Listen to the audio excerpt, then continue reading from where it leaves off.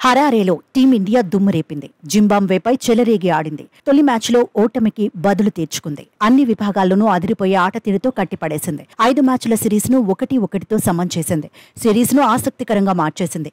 ఈ మ్యాచ్లో టాస్ గెలిచిన శుభ్మన్ గిల్ తొలుత బ్యాటింగ్ చేయడానికి మొగ్గు చూపాడు. అయితే టీమిండియాకు ఆరంభంలోనే షాక్ తగిలింది. ఫామ్లో ఉన్నాడనుకున్న గిల్ సింగిల్ డిజిట్కే పెవిలియన్ చేరాడు. 4 బంతుల్లో 2 పరుగులు మాత్రమే సాధించాడు. జట్టు స్కోర్ 10 పరుగుల దగ్గర టీమిండియా తొలి వికెట్ కోల్పోయింది. ఈ దశలో అభిషేక్ శర్మ, రుతురాజ్ గైక్వాడ్ నిలకడగా ఆడారు. దూకుడు చూపించారు. జింబాబ్వే బౌలర్లను ఓ ఆట ఆడుకున్నారు. బౌండరీల మీద బౌండరీలు బాదారు. రన్ రేసులో పోటీ పడ్డారు. దీంతో టీమిండియా స్కోర్ రైమ్ అంటూ పెరిగిపోయింది. తొలి పవర్ ప్లేలో 36 పరుగులు సాధించిన గిల్ సేన చూస్తుండగానే 50 పరుగుల మార్కును అందుకుంది.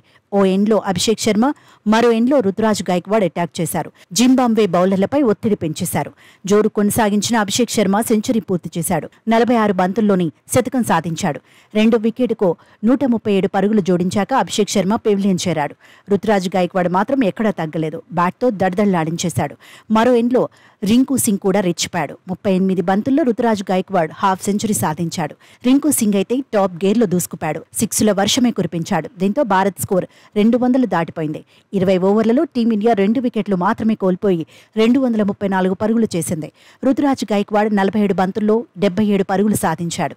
గైక్వాడ్ ఇన్నింగ్స్లో 11 ఫోర్లు, 1 సిక్సర్ ఉన్నాయి. రింకు సింగ్ 22 బంతుల్లో 48 రన్స్ సాధించాడు. 2 ఫోర్లు, 5 సిక్స్లు కొట్టాడు. 218.18 స్ట్రైక్ రేట్తో రింకు సింగ్ అలరించాడు.